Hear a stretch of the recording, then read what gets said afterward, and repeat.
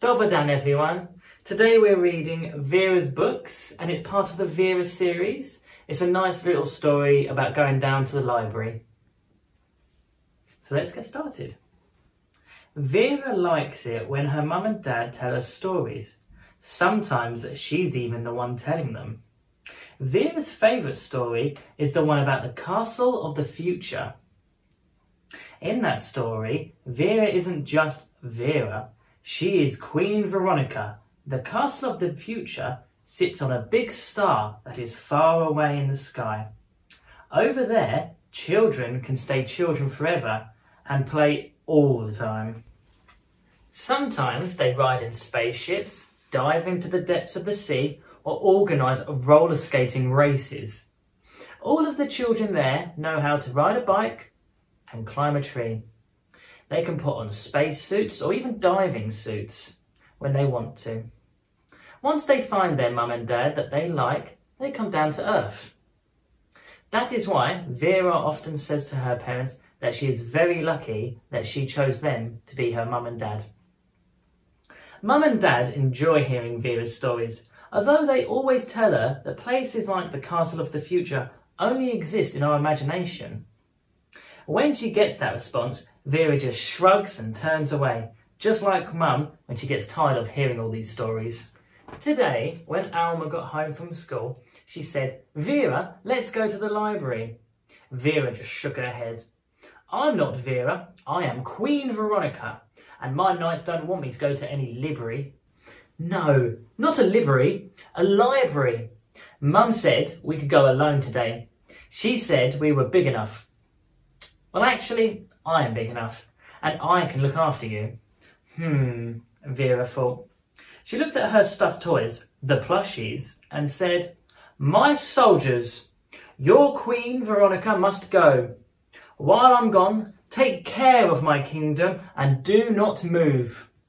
The library is not too far. There is only one traffic light and one road to cross before they get there.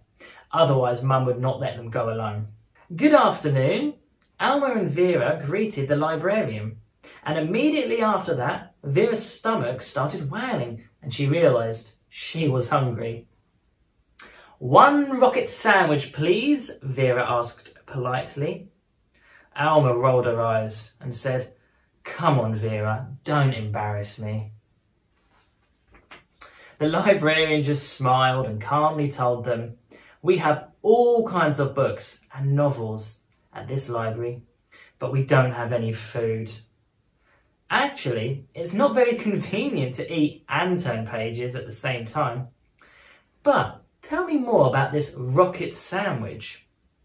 Queen Veronica replied seriously, "You must be hungry all the time. Why can't we just eat and read at the same time? Even if the books get dirty, we can just wash them. That is what we do at the Castle of the Future." Since she was still hungry, Vera thought she would check just in case. "How about a normal sandwich? Or a biscuit maybe?" Alma kept rolling her eyes and pretended she didn't know her. "And now, my ladies, let's take a walk to the children's department, and each of you can pick 3 books, or picture books that you can borrow and take home." The librarian continued, and with a little wink he added to Vera, "You can tell me all about the Castle of the Future later." "Only 3? Oh, but I love stories," Queen Veronica said disappointedly, "and she hasn't even got a biscuit." When they found themselves among all of those lovely books, Vera didn't know where to look first, and which book to pick up first. On the one side, there was a little fairy smiling at her. On the other side, Snow White. And on the third side, there was Peter Pan. But the books about Queen Veronica's land and the Castle of the Future were nowhere to be seen. Suddenly, Vera noticed a book about space high up on a shelf. She climbed up on a chair and stood on her tippy toes. These books must have something about the Castle of the Future in them, Vera thought as she reached for the book. She was just about to jump down from the chair when the librarian's arms caught her. "It's not nice to climb shelves," the librarian said seriously. "Any book you want, I can reach for you." "Well, well, you're interested in space, aren't you?" "I am," Vera replied.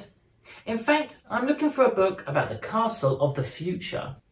The one where Queen Veronica lives, and that is me."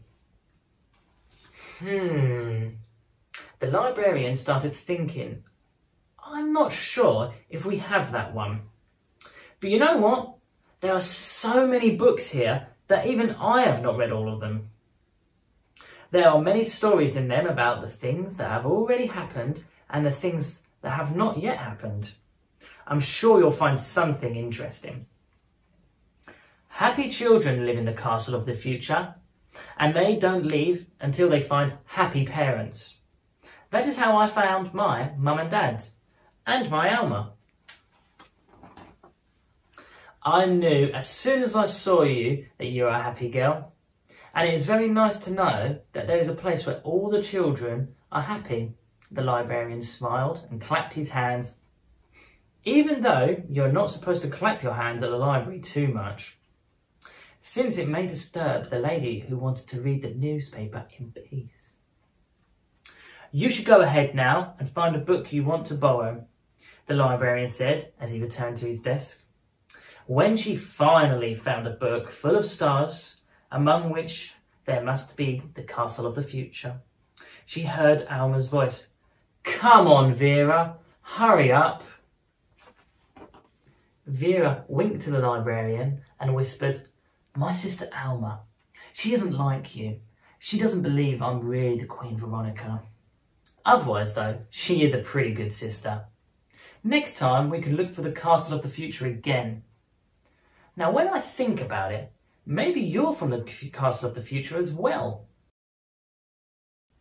Vera concluded seriously, bowed and said goodbye to the librarian, and a book about space tightly under her arm, she followed Alma, who was waiting for her impatiently.